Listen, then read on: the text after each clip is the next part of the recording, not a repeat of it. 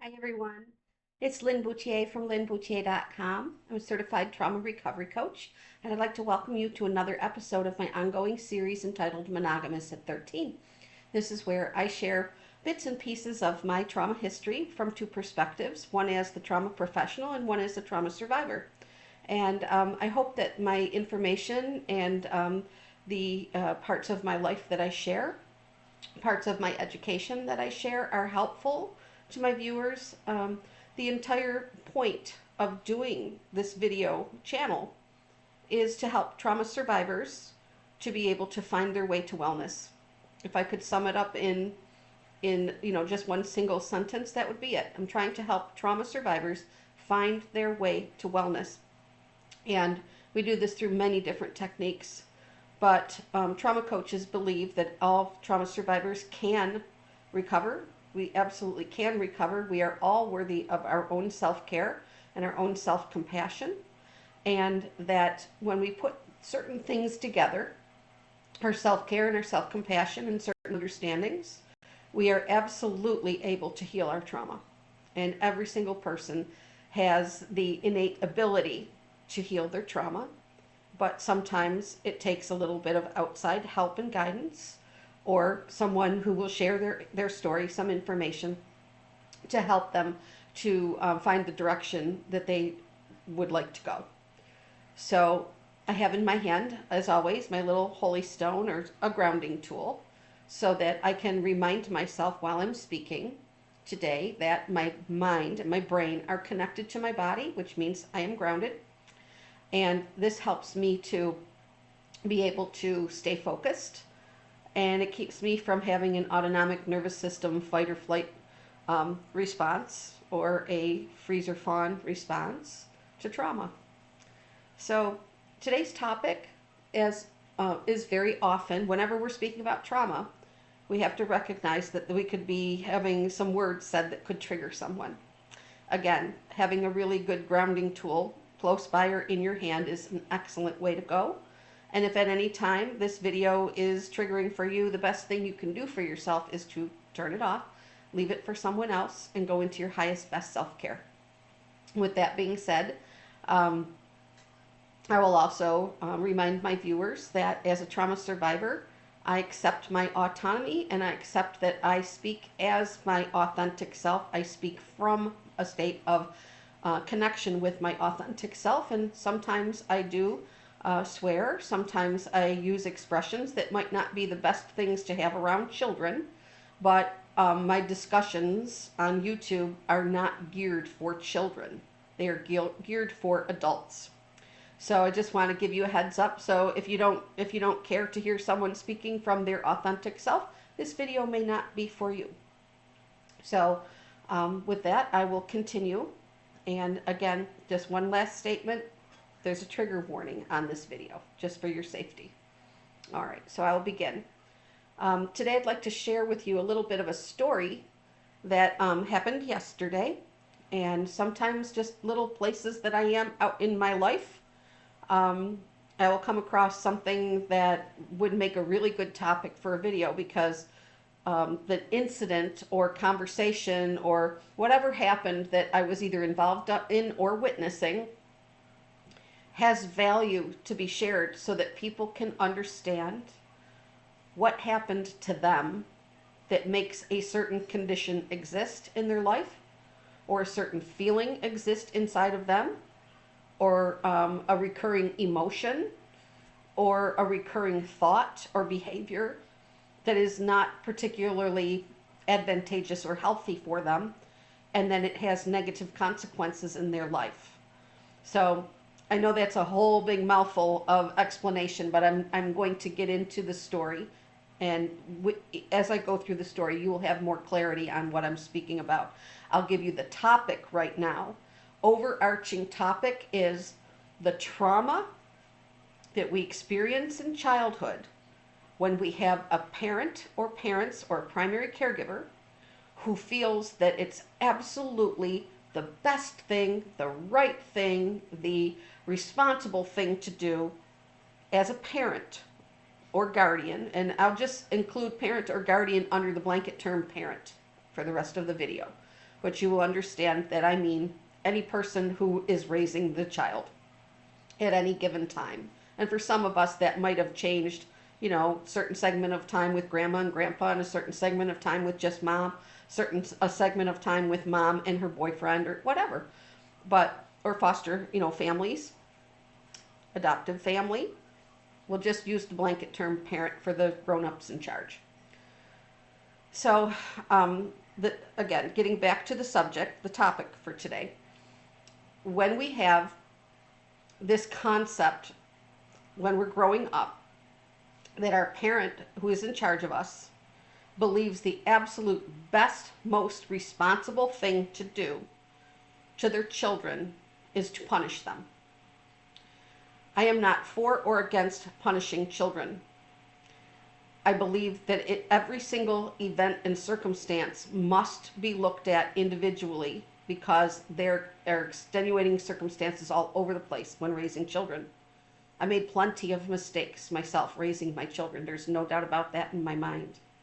But one thing I would like to share with you is that I did experience what I heard being discussed yesterday right across from me. I was really close by. It wasn't eavesdropping.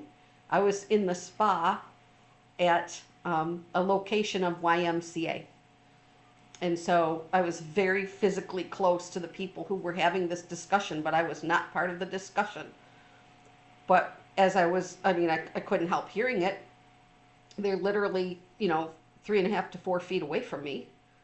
And two adults speaking back and forth about how it's such a challenge to get your kids to eat what you cook for them, and what anything that you prepare for them, and that kids do not have the right to refuse to eat anything that's on their plate. They are required to eat everything that's on their plate. Not only do they have to like it, they have to eat all of it. And if they don't eat all of it, they're going to get punished.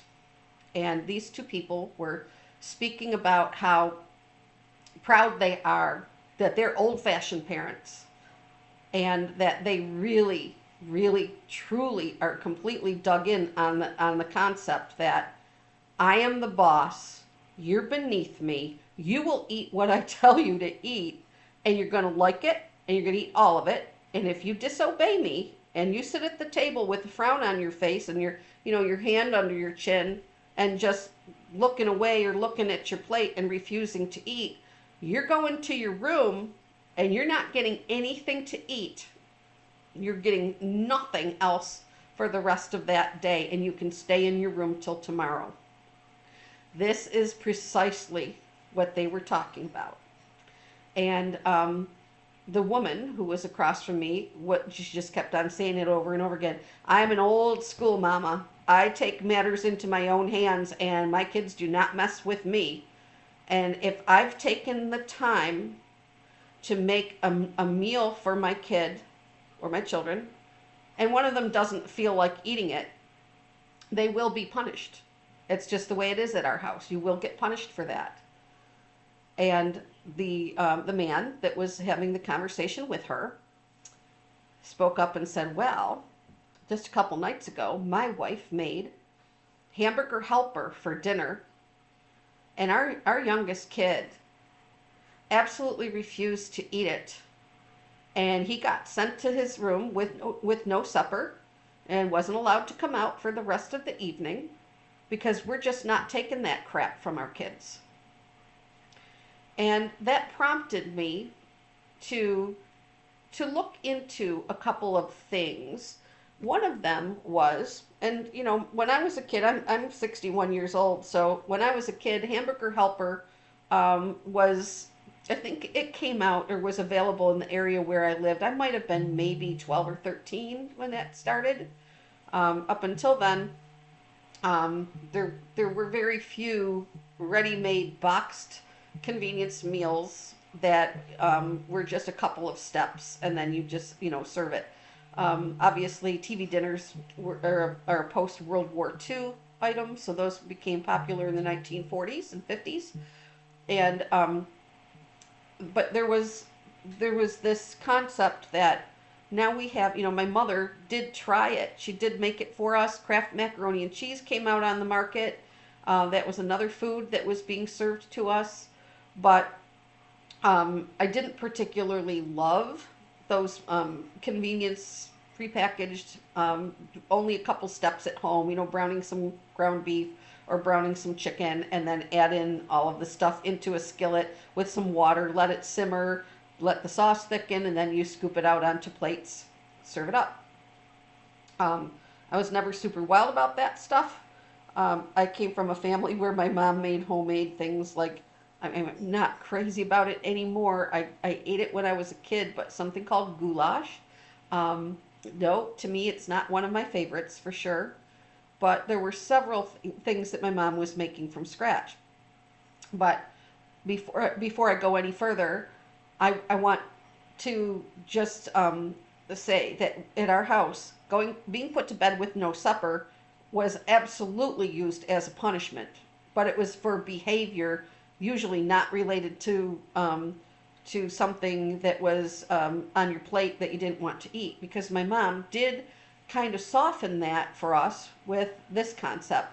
You're allowed to have one meal that I make that you don't care for. And I'd like you to tell me what thing it is that's in my recipe repertoire that you don't like. Because if I'm making, and for me it was tuna fish and peas on toast, I could not get that down my throat.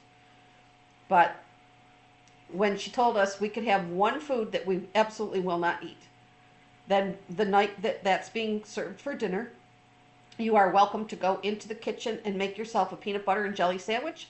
Or if we have, sliced turkey or bologna or ham or something in the fridge, you are welcome to make yourself a sandwich instead of eating what, the hot meal is that I've made. And I always thought that was fair because it takes the pressure off the kid. It does not punish you in any way. It does not associate shame with not liking the meal. And she didn't take it personally. That was something my mom had worked out beautifully, and I really, really respected that. And so for each kid in our family, they each had their own thing that if it was ever going to be on the table, it was not for them. And it felt a little bit empowering for a child. I experienced it, from childhood on up. It felt empowering to know that I could take charge of saying no to something that I found absolutely unpalatable. But that's not the kind of punishment that we're talking about today. I mean, I'm speaking about kids who come to the table and just will not eat what's being served.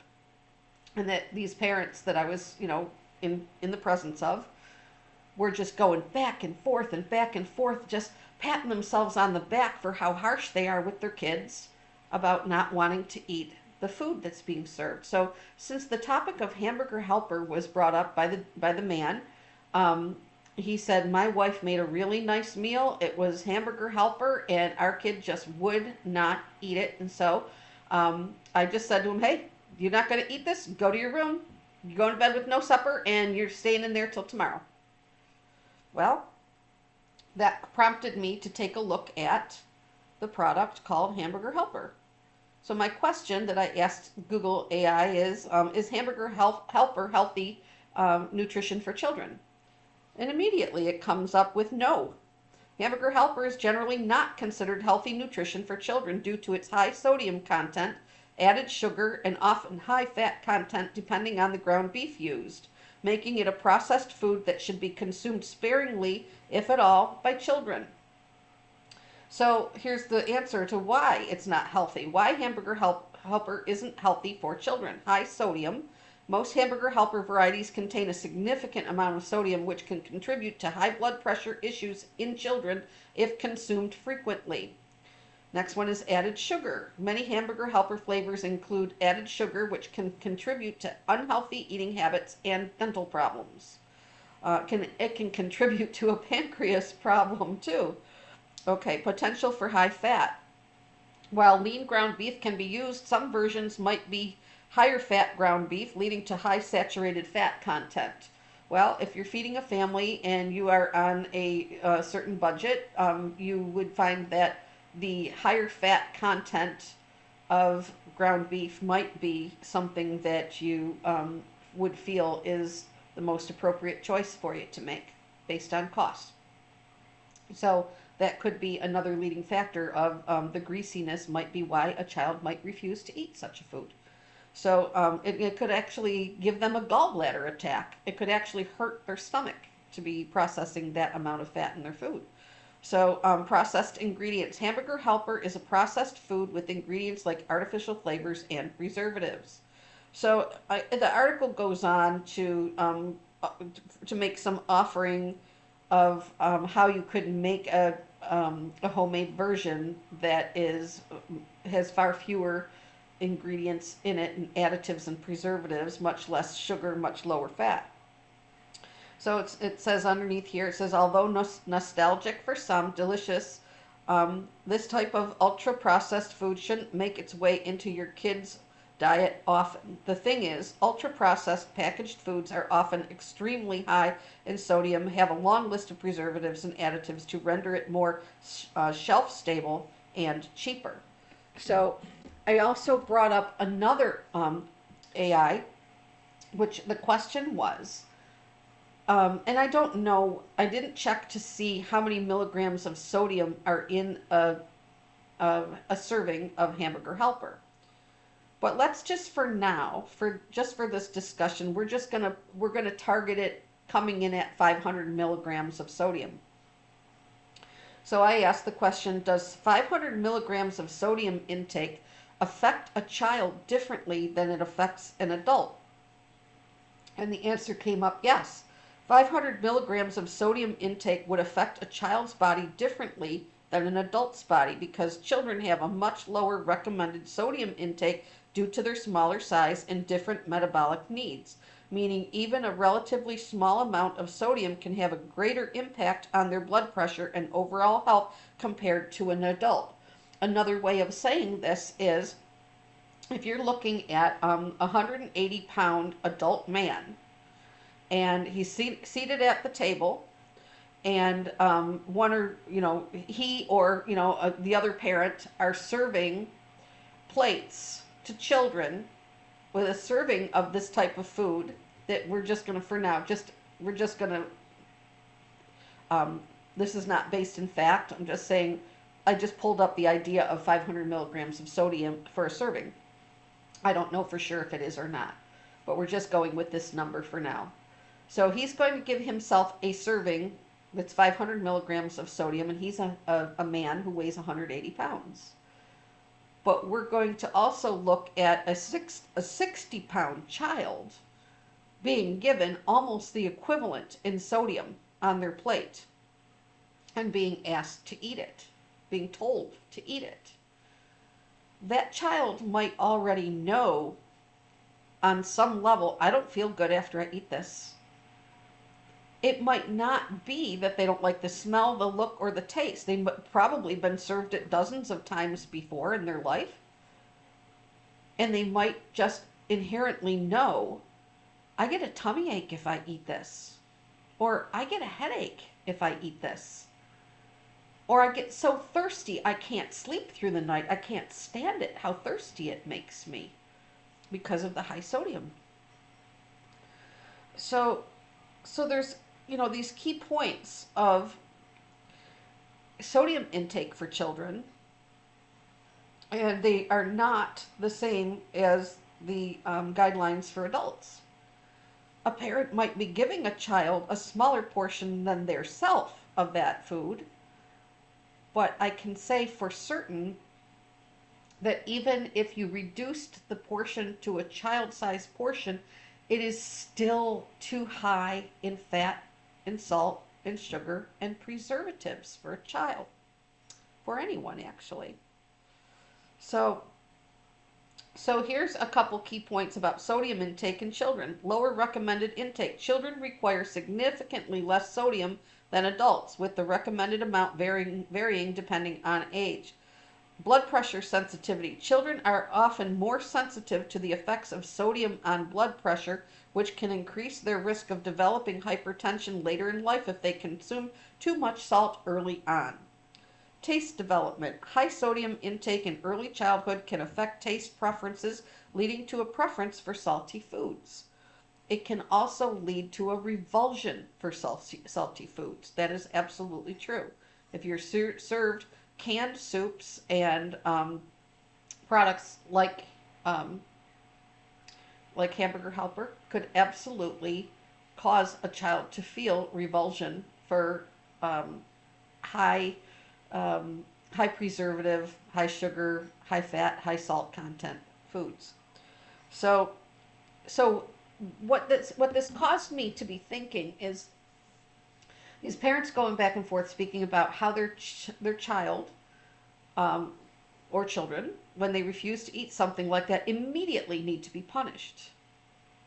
But and I don't love the word ignorant, but this is a word that fits here because the parents are possibly ignorant of the fact that your child can't process what's in that food the way you can. Your body's larger. Your blood volume is larger. So if you put that much salt into the blood volume of a 60-pound body as opposed to an 180-pound body, it's going to have a different effect. And you're not the smaller body is not going to feel so good. This just the way it would work. But there's something else going on here, and this is as a trauma professional, and I'm also in school to be a hypnotherapist. And the amount of people who seek hypnotherapy because of feelings that were developed in childhood related to food is, I can't even quantify it for you. The number of people who have a weight issue, and for now I'm only going to just stick with the obesity issue, the overweight issue. We have been being taught over and over and over and over again that when we eat, eating is an act of regression. What that means is whatever happened to you in childhood related to food is still in there. It's still active in there. It's activated until it no longer is.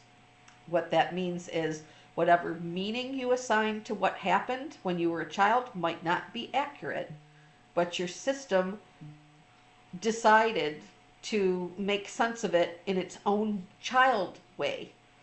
If you were being sent to bed with no supper for not eating when you were 2, and it happened all the way through to the time where you were an adult and could stand up for yourself and say, I'm not eating this, I'm making myself a sandwich, or I'm going to have a salad or something like that, but I'm going in the kitchen, I'm making it myself.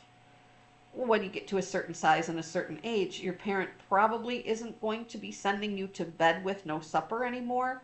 But by the time that you get to the ability to be able to take matters into your own hands responsibly and respectfully and just say, I'm just not eating that, thank you very much, I'll be making something for myself, don't worry about me, I'm all set.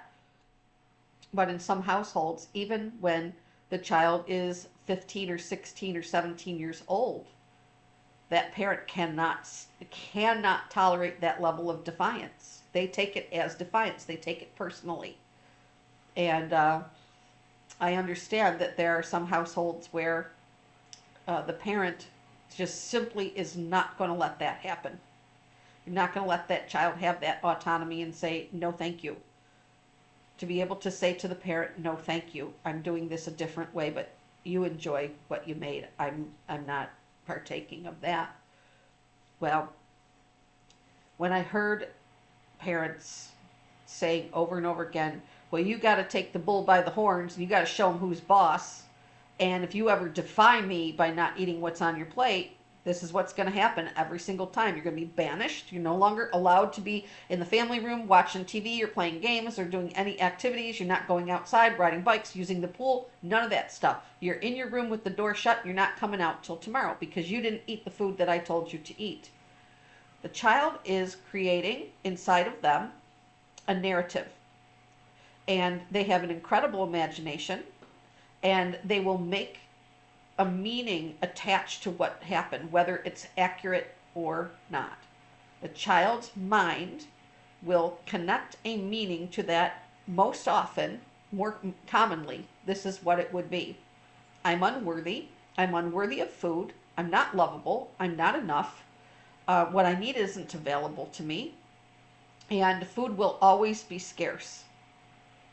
Now I understand my food supply, which is directly connected to my survival, has now been interrupted based on something I did. So now I have this disconnect in my family. Now I have this worry all the time that I'm going to somehow be hungry and there isn't going to be a way to get food. Because that child knows, even after mom and dad go to bed, and I sneak out of my room and go to the kitchen and get something to eat, they could come down on me like a ton of bricks, and this could go on for a second day. And that's terrifying to a child because we have primal connections to food. Food is directly related to survival. It's been that way in human beings as long as human beings have existed. And so on our subconscious level, which is 96% of us, or 95% of our awareness is subconscious, meaning we don't have conscious awareness. And I often remind people that picture a black Sharpie line drawn right across the part of your head where your eyebrows are. And from that line up to the top of your skull is how much you are conscious. And everything else in your behavior is being run by, managed by, controlled by everything from that line to the soles of your feet. All of that is your subconscious. And that's what your body and your mind are operating from at all times, is mostly your subconscious. So if we're being taught that eating, every single time you eat, it is an act of regression. That is you going back to your primal instincts and everything that you learned about food, nutrition, and eating that was in your childhood. It's just simply the truth. In order to have a change in our behavior and our attitudes towards food, we would have to change the meaning that we assigned to our concept of food or punishment, or whether or not we would have to be sent to our room for not eating everything on our plate, or for not liking the food that's on our plate, or for just straight up refusal to eat what's on our plate. That would be an interruption of the normal processes of taking in nutrition, which again, an act of regression. Every single time we eat, it's an act of regression. I'll give you an example. A person who may have had, and this has happened with me many times. A person who did have the experience of being sent to bed with no dinner, or as our house it was said, you're going to bed with no supper right now. One, up the stairs, you're going to bed. I don't care that it's still daylight. You're going to bed and you're not coming back downstairs till tomorrow, and you're not having anything to eat until tomorrow. It wasn't done for not liking what was on my plate. It was done for saying the wrong thing or doing the wrong thing, but it was still punishment by making food unavailable to you, and banishment. When you take those two things together, the banishment from being with other human beings and the banishment from your opportunity to take in water and nutrition. And most children, when I was growing up, we're not walking around with water bottles. If you would be thirsty and you were forbidden to come down the stairs and get a drink. It even caused a new question of, well, then how do I get to the bathroom? Because the bathroom's downstairs. And I can remember coming down the stairs, using the bathroom, not looking at my parents, not saying a word, and just coming out of there, doing the same thing, just march right past them, up the stairs, go back up, and I didn't have a problem. But I'm sure there are kids who are you know what I'm saying, that could be a huge problem for them. Because then that brings in a third thing. So now we've got banishment from the family, can't get any nutrition or water, and then the third thing is, where can you go to relieve yourself? And all three of those things are primal needs. There's the most basic needs that we have to be with our tribe, or to be with our social group, to not be ostracized or kicked out or put on the periphery or ignored. So, getting back to what I started a moment ago, I can give you an example of what this causes in an adult. This was present within me when I got my first car. And I understand now that there were parts inside of me that were kind of lying in wait for an opportunity to resolve the feelings, the subconscious feelings of I've been deprived. I've been deprived many times of what I needed, which was nutrition. I needed to eat, and I needed to be with other people, and I needed to be accepted. And so it starts a cycle, or it can start a cycle. I shouldn't say it automatically does, but it can start a cycle of when you get to adulthood or to your teenagerhood, and let's say, for instance, you're at a picnic, you may begin to overserve yourself because you have that subconscious concern and worry and dread that at any time I could make a mistake that will get me cut off from food again. And you feel isolation with this idea. So there's a combination of isolation and deprivation of food. So a person will begin to overcompensate for that deprivation of food. And when I look at how many times I was driving my first car, and where did I want to go if I had a few dollars and some time and a little bit of gas in my tank? I wanted to go get food and consume it in a place where I knew that someone was not there to witness it and they were not there to judge me. But I had this incredible urge to satisfy a hunger that wouldn't go away. So I could go into a store and I could purchase something that was really high in sugar and then sit in the parking lot of a park and just listen to the radio and consume it, and then throw out the wrapper in the garbage can, get back in the car, and drive away like it never happened. And this is something that I've heard from adults over and over and over again, is that at some point in my life, I began to do secret eating. And then I began to binge eat. And then I began to not be able to sleep through the night. I have my own household now. I have my apartment. I have a partner. We have children. And I can't stop waking up in the middle of the night to go eat the leftovers from our dinner because I can't stand knowing that they're in the fridge and they're not inside my belly. And I have this insatiable need. I don't know where it comes from, but I just always am aware of every bit of food inside of my house. And I know where it is, and I know what I want to eat, and I like to eat in secret with nobody else around. Another way that that can manifest is just simply showing up to meals, creating meals, or if your partner creates the meal, just wanting to overserve yourself because we want to make sure that we never, ever feel that gnawing, burning, awful sensation in our middle, which is hunger. We want to never experience that feeling again because it's not just hunger. It's hunger intertwined with banishment, separation, unworthiness, shame, because we were shamed, and for those of you who were punished in your room with no supper for not eating what was on your plate or for not eating all of it. Once we have that fear established in us that we cannot get what we need, there's a big grown-up who's scary, who's getting between me and my biological need. I need to eat, and I also have a need to be with other people in my tribe, in my family, in my social system. And so that connection with a meaning where we assign, this is what the child parts do.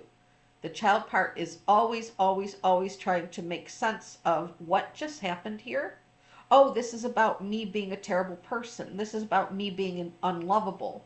This is about me being somehow faulty, bad, broken, shameful, or malfunctioning to the point where my parents threw me out of the room and said, you don't get to eat. Everybody else is at the table, and you could, from your room, you might be able to hear them talking and laughing, and then you can hear them, cleaning up the kitchen, and you can hear them, putting on a TV show in the evening and sitting around together laughing, watching comedy, whatever. And what do you feel? You feel disconnect. You feel not good enough. You feel like you just absolutely do not belong there. And so we assign that meaning to it, which is, oh, my parents love them, but they don't love me. Or those kids are lovable, but I guess I'm not. And somehow, because I didn't want to eat the mashed potatoes and the broccoli and the stinky fish, I'm a bad person? I guess I must be. So it can make a kid be afraid to go to another kid's house as a dinner guest. Being invited over to a friend's house to stay for an overnight, having dinner with that family, it can put a kid on edge in an unbelievable way because you have no idea what's coming out of that kitchen onto that table. And if it does, and you find it unpalatable, it leaves you with that terrible, like, knees knocking, totally distracted feeling of what's going to happen here. This feels trepidatious to me. I do not feel comfortable in this situation because I have no idea what these people are going to do to me, especially if you're quite young. And I had an experience of being invited to a friend's house when I was in maybe third grade or around there. And it was on a Saturday. And it was a very heavy and oppressive and uncomfortable experience for me. And it got worse. While I was there at that house was when that little girl revealed to me, oh, that guy is not my real dad. My real dad was a soldier and he was killed in a war. And most likely Vietnam. And her stepdad was considerably older than her mother. To me, he looked like an old man. And when they called us to come downstairs for lunch, it was liverwurst sandwiches on rye bread with mustard. And I could not eat it. And I was absolutely panicked because they were saying, well, you need to eat. And this is what we made for you. And you need to eat it. It's good. This stuff is good. You will like it. I already knew what liverwurst and rye bread tasted like, and I hated mustard. I hated every component of what that was made of. And I started to cry. And the mom asked me, what's the matter? And I said, I don't feel well. I think I need to go home. Could you please call my mother to come and get me? Because it was causing a panic attack in me. The idea that I just learned something really heavy about this household and what this family history was like as a child. I mean, that's a lot to process. And to have to be told, no, you're going to sit here and, our daughter's going to eat this and you're going to eat it too. She likes it. Why can't you like it? And I'm like, because it tastes like barf and I don't want anything to do with it. But I couldn't say that. I had to be respectful. So I had to just say, well, I just don't feel good. I need to go home. Because to me, going home at that point was the safer option than risking being banished, being hollered at, being punished by people that I had met the mother before, but I had never met or seen the dad before. And I just couldn't do it. It was too risky.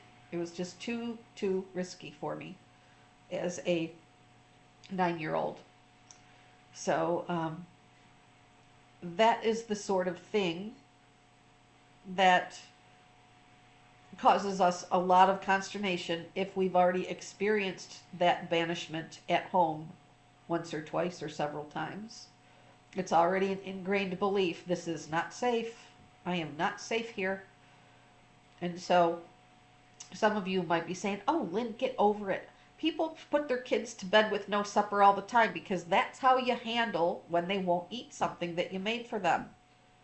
And I promise you, this is the truth.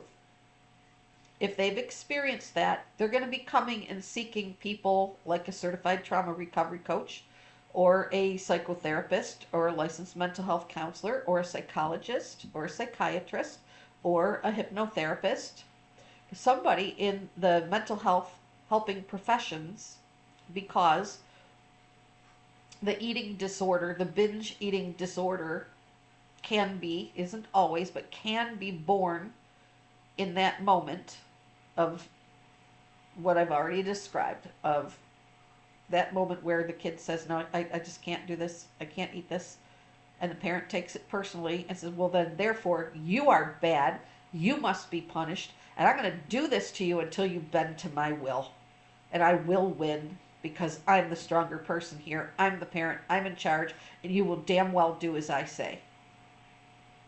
I heard that as a child. I'm the parent here, you will damn well do as I say. And we would actually say, me and some of my siblings would say, stick your neck out like this and say, well, you don't own me, you can't force me to do anything. And their answer was, yes, we damn well do own you, and we can force you to do whatever we say. So it didn't end well. but I wanted to speak about this today because the people that were in the spa yesterday, that were having the discussion about how often and how right they feel they are to do this with their children, to punish them with banishment and no food for the rest of the day, and go to bed with no supper. The woman was like me, morbidly obese. She had an obesity problem. And I would have to kind of think that she thinks that this is okay to do because it was most likely done to her. And she hasn't made the connection between her obesity being caused by her subconscious beliefs that food can be taken away at any time and we must take in as much as we possibly can because we don't know when we're going to eat again. It's an insecurity. It's a food insecurity that was established through punishment in childhood, being a very possible, not I can't say for certain, but it's a very possible thing that could be contributing factor to the obesity, because it always brings us back to, we always must revert to taking in nutrition. Eating is a primal experience and it is an act of regression. So the foods that we want to eat are all related to what was done to us, what was offered to us, and what was said to us, and what was being withheld from us in childhood. And developmental trauma is the trauma that happens to a lot of mental health professionals refer to developmental trauma as what happens to us between birth and 8 years old. Most of our attitudes about anything in our day-to-day life were formed by age 7. And for many of us, those behaviors of eat everything on your plate or else you are a terrible, naughty, disobedient, disrespectful child who doesn't appreciate and doesn't understand how hard I work to earn money to put food on the table in this household. So you better eat everything on your plate or else you are offending me as your parent. And you're offending God, and you're offending, you're offending your grandparents. You're offending anybody who ever had hunger on the planet. And we all heard the old expression about there's people on the other side of the world who don't have enough to eat, and shame on you for not eating everything on your plate. Well, if you had a parent who forced you to eat everything on your plate, whether you were hungry or not, that parent was a huge contributor to you if you have a binge eating disorder, or if you have a innate, what feels like an inability to satisfy your hunger. If you feel that you overserve yourself, portions that are too large, or if you eat to the point of feeling great discomfort, a lot of that is rooted in the decision or the ideas that we formed, the meaning that we attached to when these experiences were happening in childhood.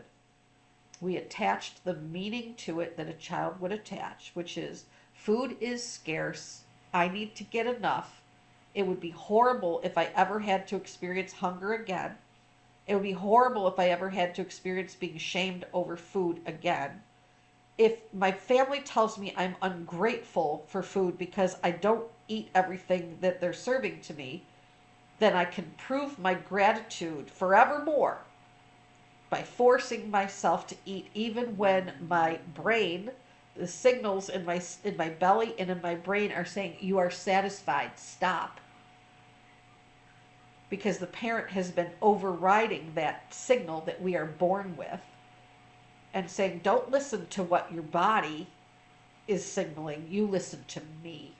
And I'm the person who decides when you're full. And you will be full after you've cleaned that plate. So you better eat it all.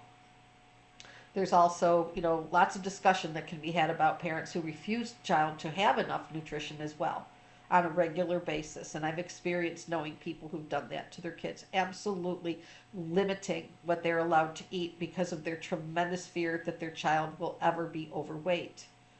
And it can cause very, very similar binge eating issues of just having that my signals in my brain that say that I'm full are never being activated because I'm not.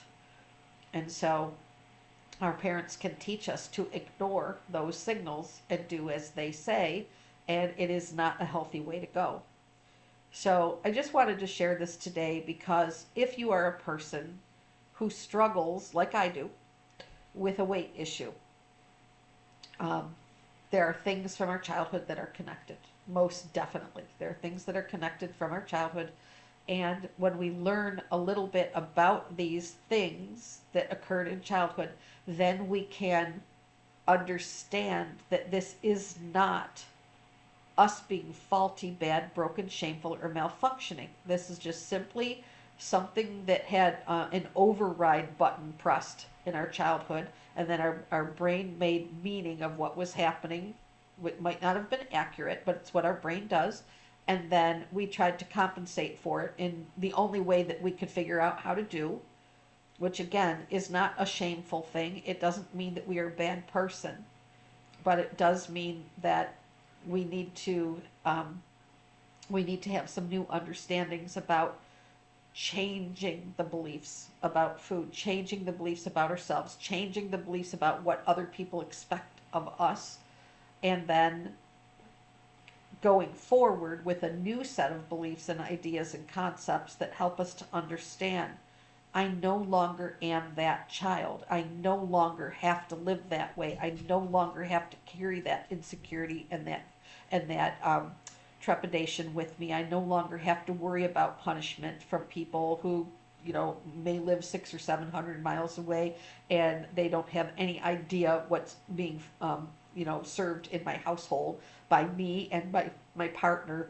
now. It's none of their business.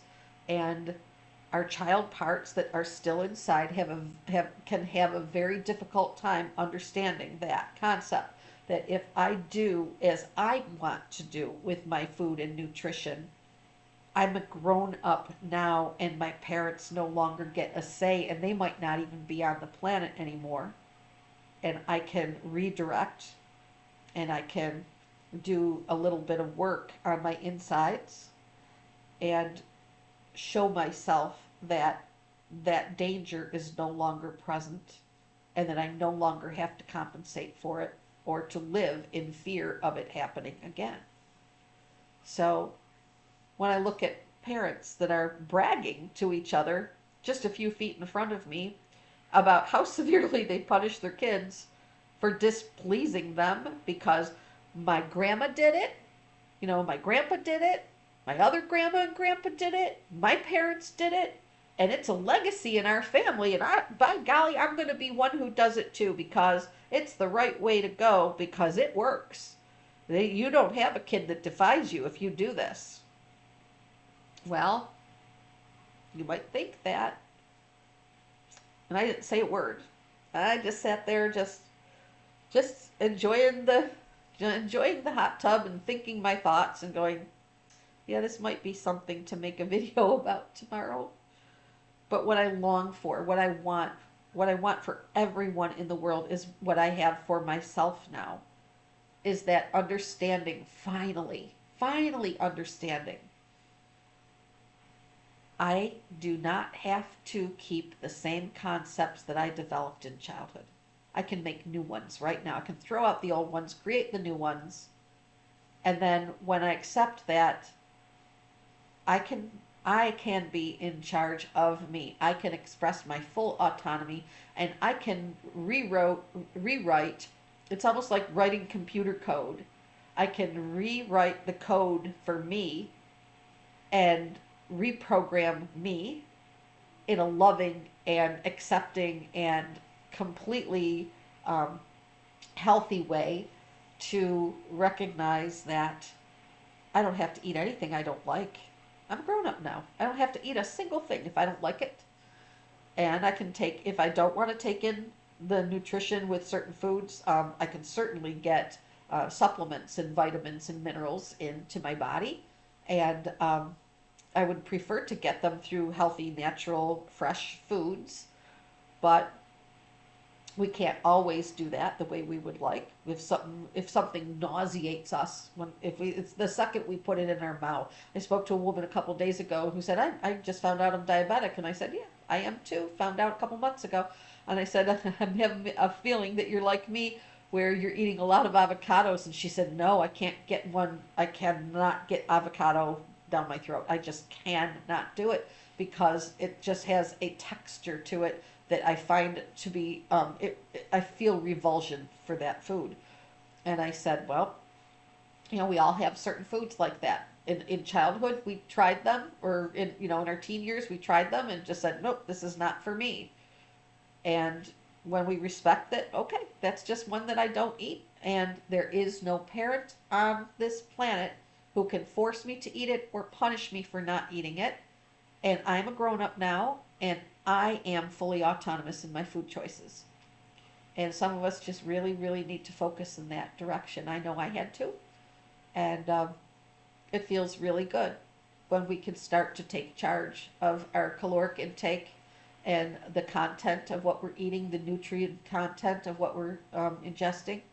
And then we are beginning to reap the benefits of not just the nutrition, but the change on the inside, where we say, I recognize that the people who were in charge of me were on the wrong track, and they had faulty beliefs. They had beliefs and behaviors that were not healthy for children. They did them anyway. They valued obedience over looking at a package and recognizing, is this stuff even making my child's body sick? Is it making them have after effects and side effects of all the ingredients that are in there? And we're heading in the right direction in our world. We're having more and more and more and more parents look into the reality of what is healthiest for their children, and letting go of a lot of the old ways and embracing the healthy ways. So I'll leave it there for today. If you like the content of this video, please hit the like, subscribe, share, put comments in the comments section, and hit the notification bell so you will know when I put up new content. I appreciate so much that you watch my videos. I'm delighted that you're here, and thank you so much. You're helping my channel to grow, and I absolutely love making these videos. I hope that you find them to be informative and helpful. And so please remember that self-care is never selfish. It is essential to well-being, and that you are infinitely worthy of your own trauma recovery. If you would like to work with me as your certified trauma recovery coach, I would love that. You can call me at 716-982-1, excuse me, wrong number, 716-994-3052. And you can reach me at my email, which is lynn@linbouthillier.com. And if you send me an email requesting a discovery call, I would be so happy to set that up for you. You can also just leave me a phone message or text my phone asking for a discovery call. So again, the number is 716-994-3052. And I really look forward to hearing from you. So I guess that's it for now. I will be seeing you in another video, and I hope that you have a very, very peaceful day. Bye-bye, everybody.